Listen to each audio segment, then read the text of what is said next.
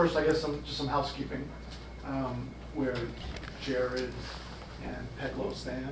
Yeah. In terms of their availability for this weekend. Yeah, both have been in training this week and showed well. I'm hoping both will be available. I think they're making really good progress. So we'll see tomorrow as a final indication with training before we travel. But I'm very hopeful for both.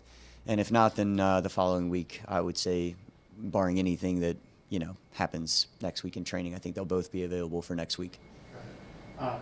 Zohir is eligible now? Yes. Okay. Yeah. And is he someone that would travel, or that hasn't been decided? Yeah, that hasn't been decided yet, but he's eligible to travel this weekend and will definitely be in consideration. Okay. And Barajas has been working out with you. Yes. All week? Yes, he's been with us all week, and again, someone we'll consider for the weekend. In his first week with us, we've seen him, 2-3 times, and that's a short sample size, but we know Fidel from his time in the league, and we're really happy to have him with us. He's been playing U23s, hasn't played a lot over the last 8 months or so. What's his level of, match readiness for you? Yeah, I mean, that's a topic for him right now just because of the last few months. But what we do know is his talent level is immense. I think you saw just his rise from the Charleston Battery to Salt Lake and the impact he was able to make in a short amount of time at Salt Lake caught the eye of a club like Chivas. And then going there, it's really hard for a young player to break in. And so us being able to take advantage of that and have him now with us, we think he has a skill set that really matches our style of play, and he's going to make it really competitive in our wing play. How would you describe his skill set? Someone that loves having the ball. I mean, really comfortable with the ball, good dribbler, creative, really good in the final moment, either to provide something for a teammate or go himself and score. And I think he's deceptively aggressive against the wall, which is always a behavior we look for. He's a guy he has that aggression in him, and we like that whenever we look for players.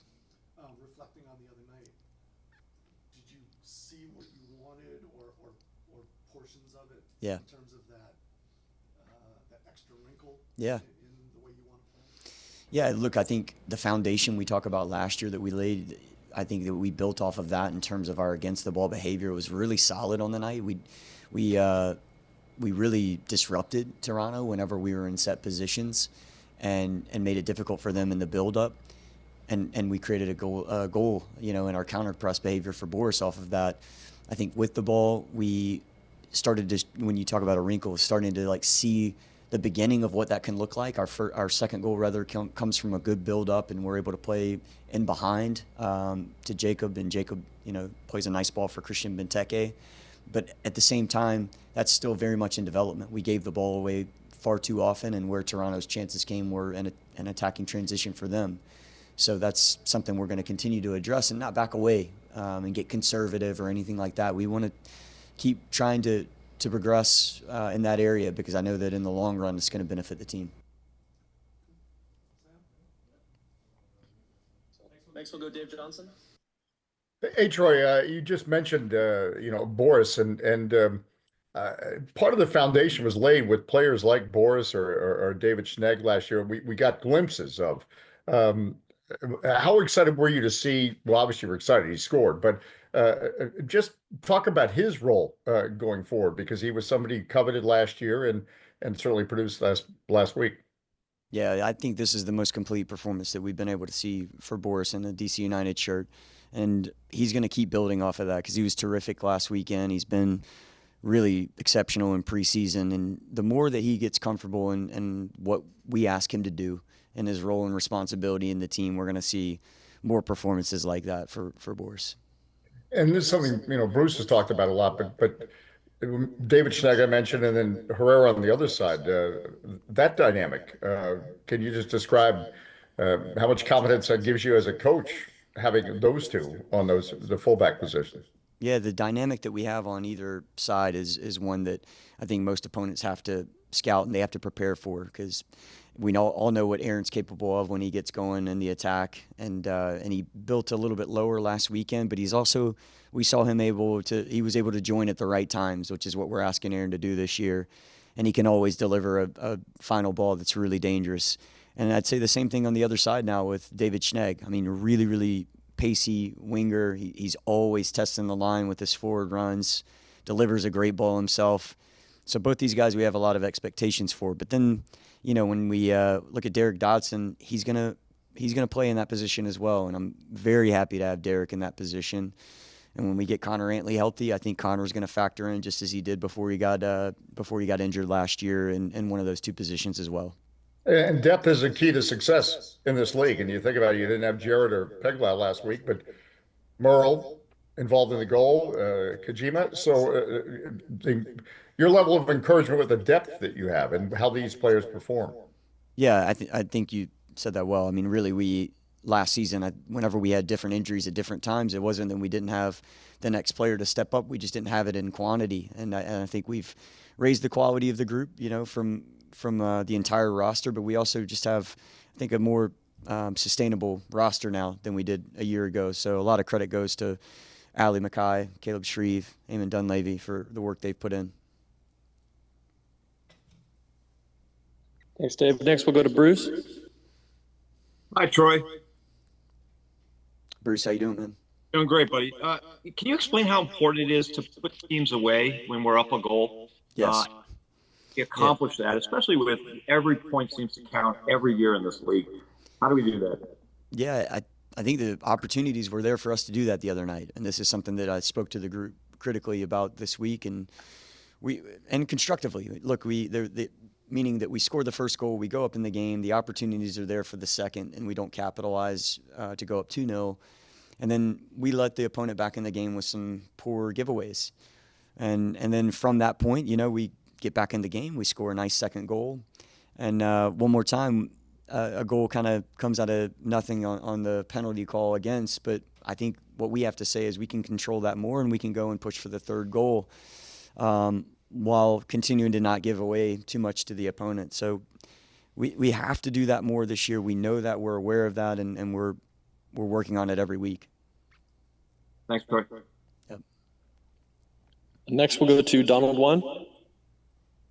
Thanks, Sam. And hey, Troy, thanks for your time today. I know you touched a little bit earlier on Fidel Barajas, but now that the loan is official, how do you envision him fitting into the offense with some of the players that you already have? Yeah, I think he's going to be, just as I talked about his skill set earlier, in terms of him being really creative, a good dribbler, and someone that can make final actions happen in the final third. I can see him playing as a right winger and being really high and wide. I can see him playing on the inside as well. And being between the lines. I mean, he has a skill set for both, and so that's precisely why we signed him. We want to keep having young attacking talent that can go and make an impact, and he's ready to do that. You're playing Chicago this weekend. You're on the road, and I'm curious, when you approach a team with a new coach this early in the season, how deep in the video vault do you go to scout out what they might do? And in the case of Greg Berhalter, obviously his first year with Chicago, did that scouting involve looking at national team games to kind of envision how Chicago would play under his style of play? It's a really good question. I would say a little bit of that, but we can only really go with the sample size of what he's done with Chicago just to get an understanding of what he's asking that team to do. I think there's common principles that we have as coaches that we believe in that you're going to see run throughout every single team that we coach. So I mean, there's some principles of play that I have from back in my New Mexico United days that I bring here, and you just continue to let those evolve based on the personnel that you have. But really focusing on their first week and their match against Columbus, and then some of the preseason information that we've been able to gather. And looking at Chicago in this week in this game, what are some of the things that stand out to you in that film? Obviously, Brian Gutierrez had a remarkable week. He had a remarkable week with the national team in January. How do you kind of contain him and the other guys they have in that attack? Yeah, I mean, the first thing I would say is similar to what I said about someone like Robin Fraser. I mean, I have immense respect for Greg Berhalter and the work that he's done, not only with the national team, but over the course of his coaching career and within the league. And he's always been really generous to me as well. Always made time for me. I mean, that's the type of person that he is. And when I look at him as a coach, I see it in the first week versus Columbus, who's one of the best teams in the league every single year. They're very organized. They know exactly what they want to do in all phases of the game. And that's hard to do when you're starting a new project with a brand new team. And I think that comes a lot from the leadership of Greg. So we're going to have to be organized ourselves, very well prepared ourselves, and be flexible too. We're going to have to adjust at certain times because maybe they throw a look at us that we haven't seen yet. Great. Thank you for your time. Then Troy, I have one question here. We're about to begin March, which is Women's History Month. I was hoping I could ask you for your thoughts on the month and if there are any significant female role models in your life. Yeah, I mean, that's a big question in terms of just celebrating this month in women's history and just the impact that the women in my life have made on really every single pivotal point in my career and my life away from coaching. I first point to my wife, Amanda. I mean, she's someone that I don't know that I'd be coaching as long as I've been coaching without her influence and her support. And by support, I mean it's very difficult to have the endurance to stay in this game as a coach for a number of reasons. And one of the reasons is just, the financial piece of it. Amanda's been someone that's supported me and our family, and the work that she's done as a salesperson for so many years. And that allowed me to stay in the game and keep developing. So, beyond just the love and support that I have from her as my wife, and mother of our kids. And then my mom is another big influence, right? So just seeing how she's had to handle really the last year of her life and the adversity that our families faced, but her in particular with the loss of my dad back in October. So these are two impactful women. But then, beyond just those in my personal situation, I look at the women that are in our club, starting with Danita Johnson and how influential she is to everything that we try to do going forward as a club in 2025, and then Shanti Huber, Hannah Wagner, Riley Paduhe. Those are three women that are on our staff that are with us every day that make us better. And to be frank, we need to have more women in our staff, and I'm looking forward to being able to add another 2 or 3 women onto maybe our technical staff at some point. And then the last thing I would say is it's awesome being here in this building when you see the Washington Spirit, you see DC Power, and those women have been fun to meet. Trinity Rodman is someone that my daughter's met and made a big impact in terms of my daughter saying, I aspire to be like her, or Andy Sullivan. They've taken a lot of time with my family and my daughters. And I think that these are all things that we should be celebrating this entire month. Thank you, Troy. Good? Yeah, All right. good. Thank you. Thanks, guys. All right, Troy. Thanks a lot, man. All right. See you in Chicago.